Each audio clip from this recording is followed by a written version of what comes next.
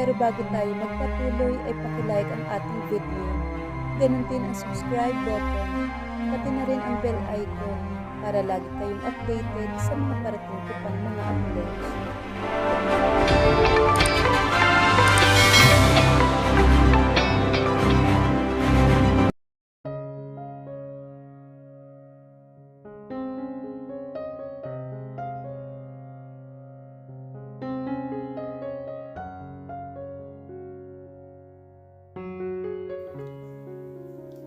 Mabilis na natapos ang seremonya ng kasal at ngayon ay papunta na kami sa reception.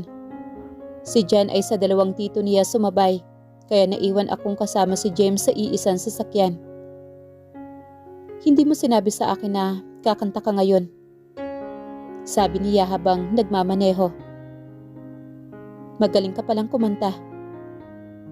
Nahihiyang nagpasalamat ako sa sinabi nito. Matapos ang seremonya ng kasal kanina, halos lahat ay nagbigay sa akin ng papuri. Ang iba pa nga ay nagtatanong kung pwede daw akong kumanta para sa kasal nila. Hindi na ako nagulat sa nadatnan kong ayon sa reception. Siyempre kung meron kang pera, kaya mong gawin ang lahat kahit ang mga bagay na imposible. Ang disenyo ay napakaganda. Ang husay talaga ng wedding planner nila. Ipinagbukas ako ni James ng pintuan ng kotse sa unang pagkakataon. Hinila niya ako papalapit at ang mga kamay niya ay nasa baywang ko. Agad kaming pumunta sa table kung saan kami dapat naka-reserve. Nakaupo na rin si Jan kasama ang kanyang mga tito nang dumating kami. Ipinaghila pa niya ako ng upuan. Agad namang nagpakandong si Jan sa ama nang makaupo ito. Walang media na nakapasok dahil gusto ni Jack na maging pribado ang kasal na ito.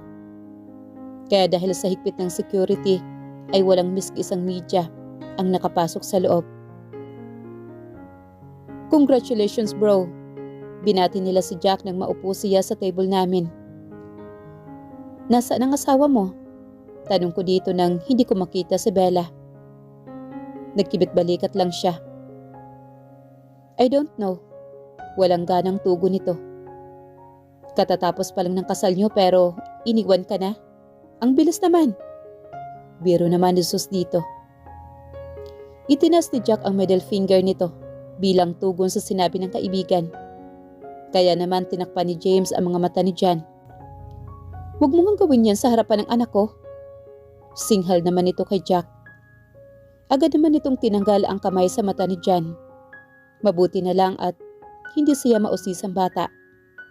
Hindi ito nagtanong kung bakit yung ginawa ng kanyang ama. Here comes the bride. Paglingon ko sa likod ko, papunta nga sa mesa namin si Bella. At nang nilingon ko si Jack, nagtatampo ito na tila bata. Grabe. Hi Belle, bati naman ni Sus sa kanya. It's Bella, hindi Belle, gago. Mataray na sabi nito. Mabuti na lang at always alert talaga si James dahil inilayo nito si Jan upang hindi siguro marinig ang sinabi ni Bella.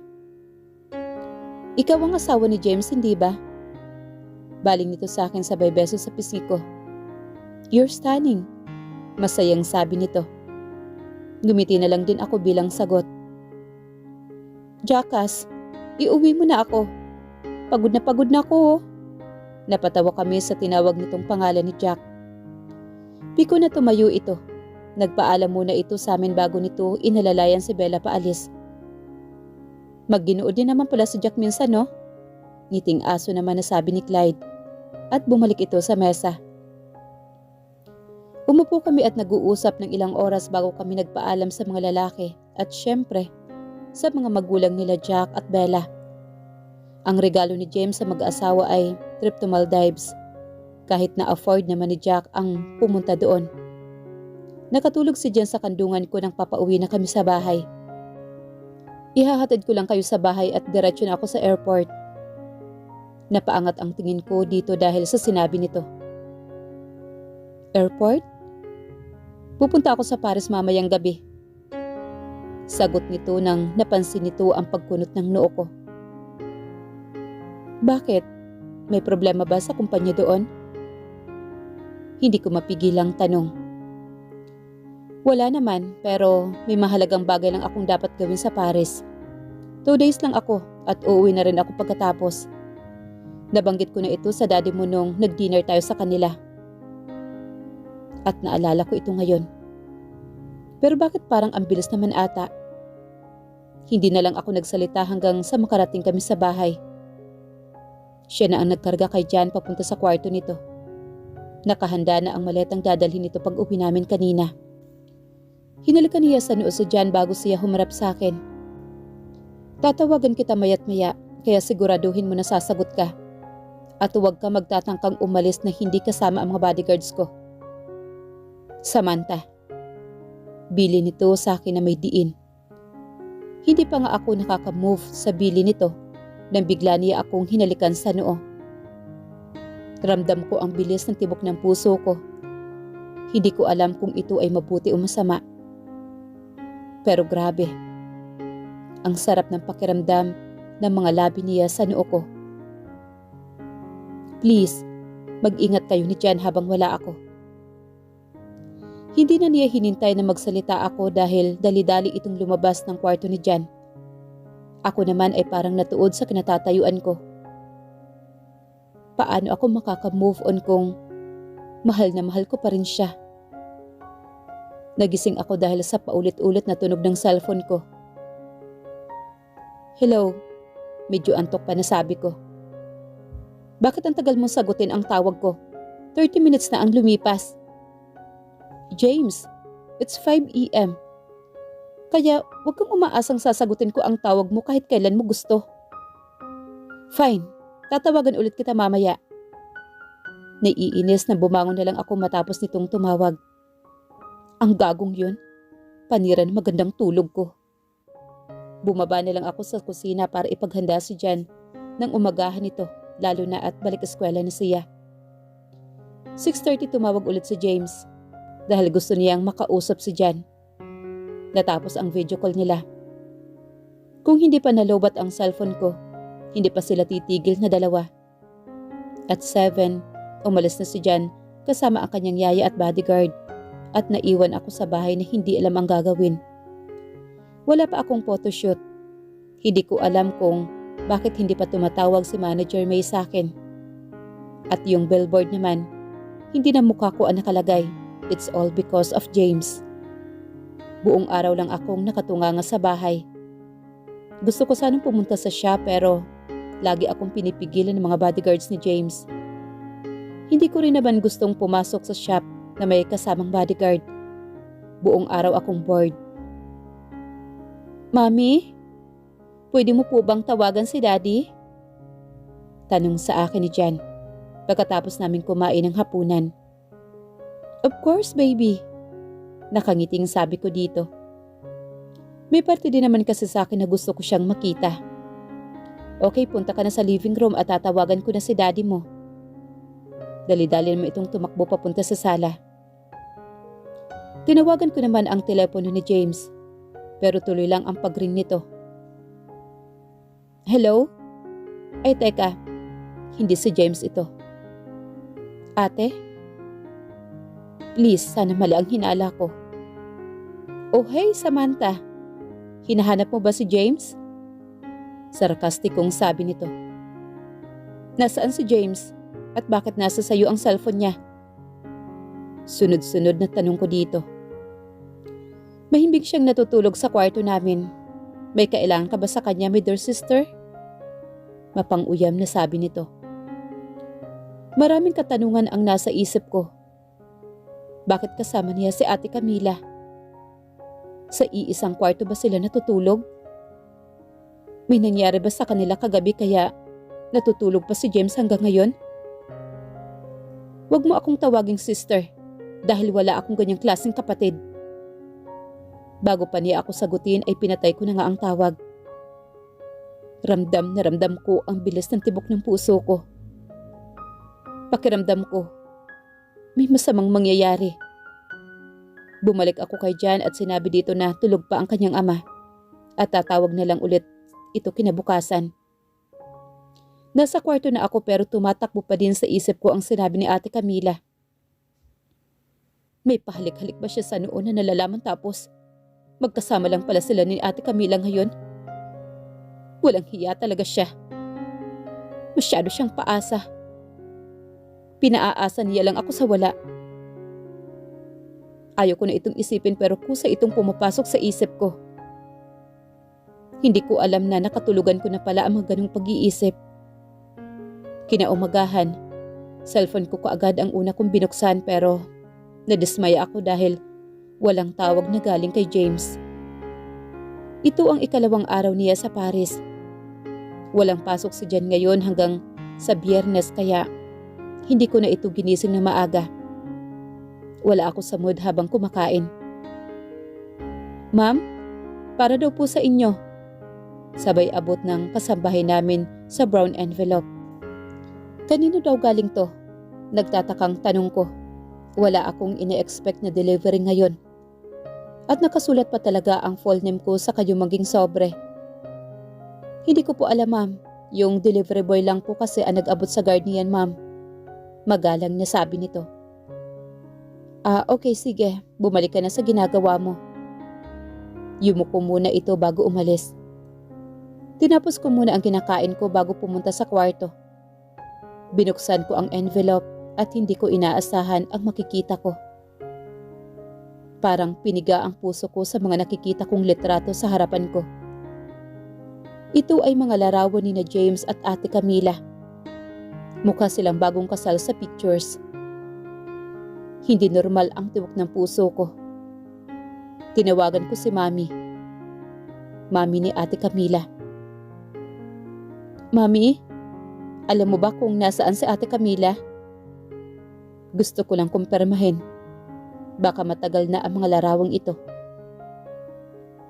Nagpunta siya sa Paris. 2 days na ang nakalipas para mag-file ng divorce.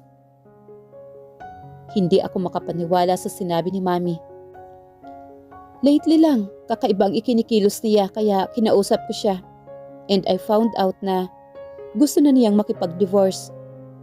Nang tinanong ko siya kung bakit, sinabi niya na nagpapanggap lang ito na mahal ang Kuya Mat mo. Naaawa nga ako sa Kuya Mat mo. Malungkot na sabi nito. At nalulungkot ako para kay Kuya Mat. Sawing-sawi talaga siguro ito ngayon. Hindi niya deserve ang gaya ni Ate Camila.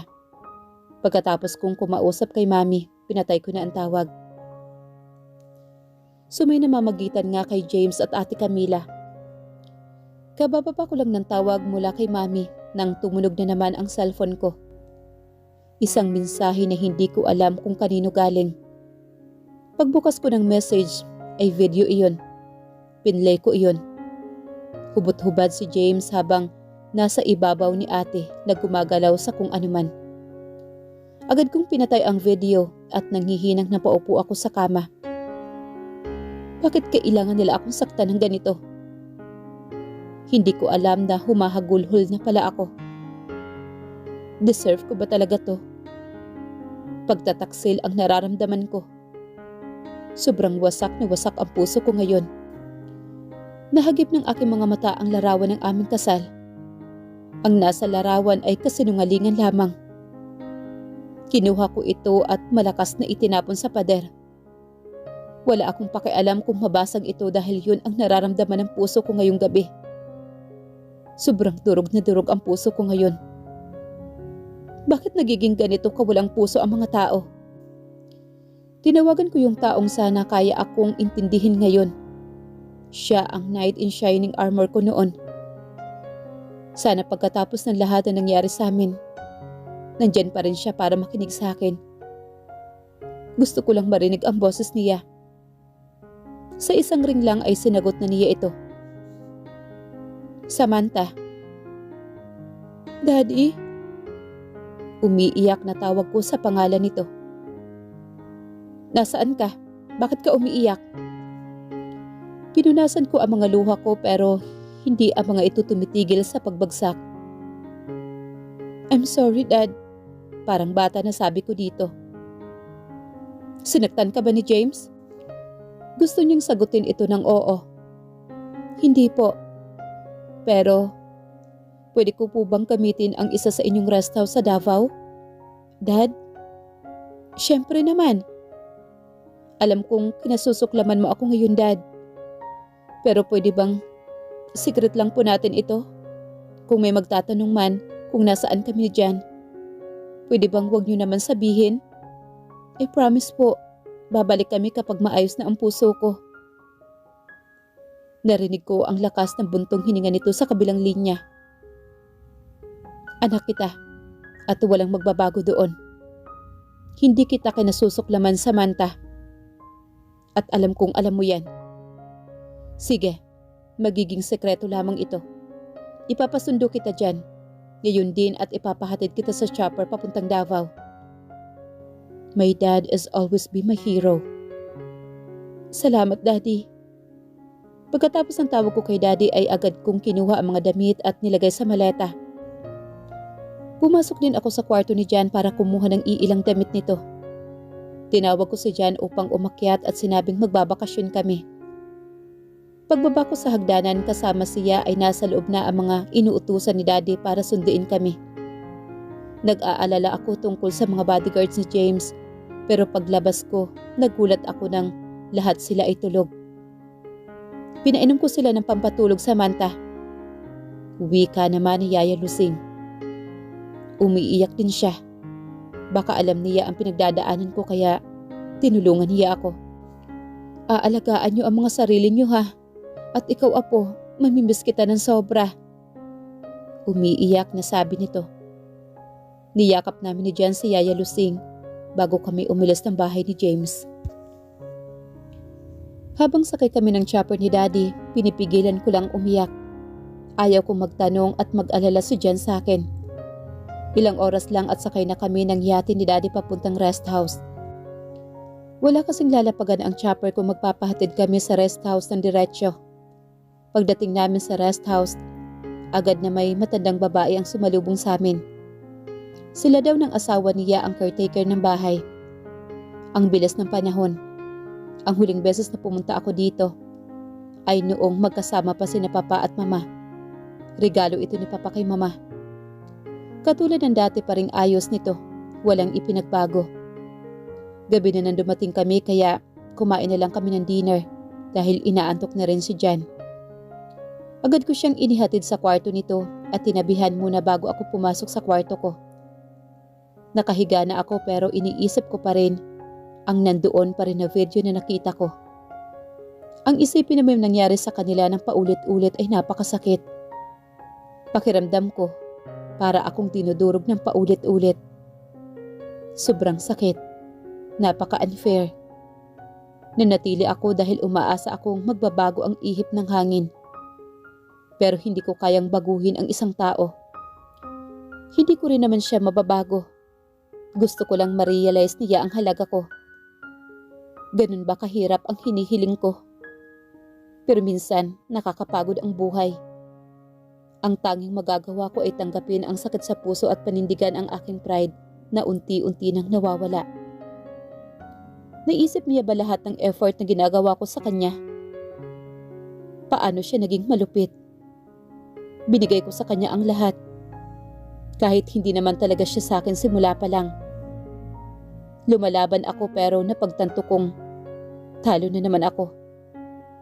Siya ang lahat sa akin. Pero hindi ako sa kanya. Naiiyak na naman ako dahil doon. Niyakap ko ang unan sa tabi ko at hinayaang tumulo ang mga luha ko na parang ilog. Pagising ko kinabukasan ay sobrang hapdi na mga mata ko sa kakaiyak.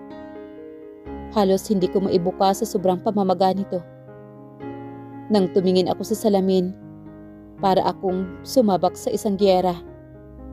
Sabog na sabog ang buhok ko. Litaw na litaw ang eyebags ko. Napasambunot na lang ako sa buhok ko dahil hindi ko maintindihan ang hitsura ko. Pagkatapos kong maligo ay agad akong pumunta sa kwarto ni Jan. Mahimbing pa ang tulog nito nang datnan ko siya sa kwarto. Kaya bumaba ako at nakita kong naghahanda na ng umagahan ang matandang katiwala ni Daddy. Magandang umaga sa iyo, Iha. Magandang umaga din po. Nahihiyang sabi ko. Kakain ka na ba ng agahan? Tanong nito habang nag-aayos ng pagkain sa mesa. Hihintayin ko na lang po gumising ang anak ko at sabay na po kaming kakain ng breakfast. Ganoon ba? Sige, kapag bored kayo ng anak mo dito sa bahay, pwede kayong mamasyal dyan sa tabi ng dagat. Turo nito sa dagat na nasa harap ng bahay. Pagkatapos ng sinabi nito ay tumalikod na ito dahil aalis pa sila papuntang bayan para mamalengke kasama ang asawa nito. Ang asawa nito ang nagmamaneho ng bangka papunta sa kabilang isla kung nasaan ang syudad ng Davao. Bumalik ako sa kwarto ni Jan at baka gising na ito. Good morning, anak. Hinalikan ko ito sa pisngi dahil sobrang gwapo nito kahit bagong gising pa lamang. Nakakagigil talaga. Good morning din po, Mami. Masiglang sabi nito sabay bangon. Halika na, paliliguan na ni Mami Kau at magbe-breakfast na tayo. Hinaplos ko ang mukha niya. Tumango lang siya sa akin at inakay ako papunta sa banyo. Pagkatapos ko itong paliguan ay bumaba na kami para kumain ng umagahan. Mami, pupunta din po ba dito si Daddy? Tanong nito habang sinusubuan ko siya ng pagkain. Hindi ko alam kung ano ang sasabihin ko. Bilang isang ina, ayaw kong nakikitang nasasaktan si Jan. Busy si Daddy sa work, baby. Kaya tayong dalawa lang ang magbabakasyon dito. Susunod naman si Daddy once na hindi na siya busy. Pilit ang mga ngiti ko habang sinasabi ang mga salitang iyon. Pero nakita ko pa rin ang lungkot sa mga mata nito dahil sa sinabi ko. Gusto mo bang pumunta doon sa dagat? Turo ko doon. Salamin ang dingding sa first floor ng rest house ni Daddy. Kaya makikita mo ng maayos kung ano ang nasa labas. Opo, Mami. Napangiti naman ako nang bumalik ang dating sigla nito dahil sa sinabi ko. Gustong gusto ni Jan ang mga beach. Kaya pagkatapos namin kumain ay agad kaming lumabas at naglakad ng kaunti papunta sa dagat. Hawak ko ang kamay ni Jan habang naglalakad kami sa buhanginan. Hinayaan kong tumakbo si Jan dahil safe naman. Tuwang-tuwa nga ito. Mami, may nakita po akong shell. Sigaw nito. Agad naman akong naglakad papunta dito. Nasa unahan ko kasi siya. Agad naman akong pumantay ng upo dito at tiningnan ang tinuro nitong kabebe. Mami, pwede po ba natin silang iuwi? Siyempre naman, baby. Kinuha nito ang mga shells at ibinigay sa akin. Pagkatapos namin pinulot ang shell ay tumayo na kami. Tumakbo na naman si Jan. Napapangiti na lang ako sa tuwing namumulot ito ng shell at ibinibigay sa akin. Medyo malayo na kami ng kaunti sa bahay pero hindi naman ako natatakot. In fact, I feel safe here. Ang tanging naririnig ko lang ay ang tunog ng dagat. Napaka-refreshed at payapa. Umupo ako sa buhanginan habang pinapanood si Jan na naglalaro sa buhanginan. Palingalinga ako sa paligid ng may mahagip ang mga mata ko sa isang bulto na lalaki na nakaupo sa buhanginan katulad ko. Medyo malayo lang ito ng kaunti sa akin. Tinitingnan ko ang anumang tinitingnan nito sa dagat pero wala naman ako makita roon. Malayo ang tingin nito sa dagat. Parang may hinihintay siya. Wala ng tao maliban sa amin ang nandoon. Hindi ko alam pero kusang tumayo ang mga paa ko at naglakad papunta sa nakaupong lalaki. Nakatalikod ito sa akin kaya hindi nito alam ang presensya ko. Humakbang ka pa at kakainin kita ng buhay. Mas malamig pa sa yelo na sabi nito. Natigil naman ang paghakbang ko sa kalagitnaan. Tumayo ang balahibo ko sa likod sa isipin na baka isa siyang masamang tao. Kakainin niya ako ng buhay? OMG. Gusto kong tumakbo pero kapag tumakbo ako maaabutan niya ako. Isa ba siya sa mga zombies sa Walking Dead? Kung alam ko lang, sana hindi na lang ako lumapit. Lahat ng masamang bagay na naiisip ko ay naglaho ng tumingin ito sa akin. Gwapo siya pero syempre mas gwapo pa rin si James sa kanya. Malaki siya pero mas malaki pa rin si James. Matangkad siya pero mas matangkad pa rin talaga si James. Teka lang, bakit ko ba sila pinagkukumpara ng gunggong na yon? You're trespassing on my property. Sa totoo lang, malamig talaga ang boses nito. At kailan pa naging sayo tong dagat? Nakataas ang kilay na sabi ko. Nasa tapat ka ng villa ko, ibig sabihin, pupunta ka na rin sa pagmamay-ari ko. Aroganting wika nito. Napatingin naman ako sa tinutukoy nitong villa. Wala ako sa property mo. Hindi mo ba nakikita? Malayo ako sa villa mo. At para lang malaman mo ha, walang nagmamay-ari ng dagat na ito, kahit na ikaw. So hinay-hinay lang sa pag-angkin pwede. Sarkastikong sabi ko dito. Kung makaangkin parang sa kanya talaga. Ang lakas ng loob ng lalaking ito. Nang dahil sa galit ko ay kumuha ako ng kahoy at gumuhit ng linya bilang boundary naming dalawa. Oh, yan na ang boundary natin dalawa kaya huwag na huwag kang lalagpas sa guhit na yan ha. Kundi tutusukin ko talaga yung mata mo. Agad akong tumalikod pagkatapos ng ginawa ko. Bakit ang papangit ng ugali ng mga gwapo ngayon? Jan, let's go. Tawag ko sa anak ko na masayang naglalaro ng buhangin. Agad naman itong tumayo at tumakbo papunta sa akin. Mami, pwede ba tayong bumalik dito bukas? Oo anak. Sana pagbalik natin wala na yung gwapong lalaking pangit ang ugali. Lumingon ako sa likuran pero wala na yung lalaki. As if naman may pakialam ako. Duh. Hiyang-hiya naman ako sa pag-angkin niya. Pagdating namin sa bahay ay nandoon na si Manang Rosalinda at ang kanyang asawa. Kay gwapong bata. Nakangiting sabi niya kay Jan na nakahawak sa kamay ko. Gwapo ako kasi po, kamukha ko po ang daddy ko. Proud naman na sabi ni Jan. Napangiti naman ang dalawang mag-asawa sa sinabi ng anak ko.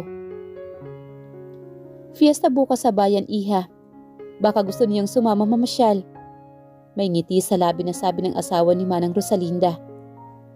Talaga ho? Kung okay lang po sa inyo, sasama po kami ni Jan.